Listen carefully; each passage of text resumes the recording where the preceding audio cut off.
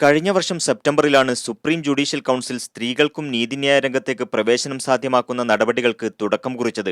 വർഷങ്ങൾക്ക് മുമ്പ് തെരഞ്ഞെടുപ്പിൽ മത്സരിക്കാൻ വനിതകൾക്ക് അനുമതി ലഭിച്ചത് മുതൽ തന്നെ നീതിന്യായ സംവിധാനത്തിലും അവസരം നൽകണമെന്ന വാദം ശക്തമായിരുന്നു. എന്നാൽ ഇസ്ലാമിക ശരീഅത്ത് അനുവദിക്കുന്നില്ല എന്ന വാദമുന്നയിച്ച് പല കോണുകളിൽ നിന്നും വിമർശമുയർന്നു.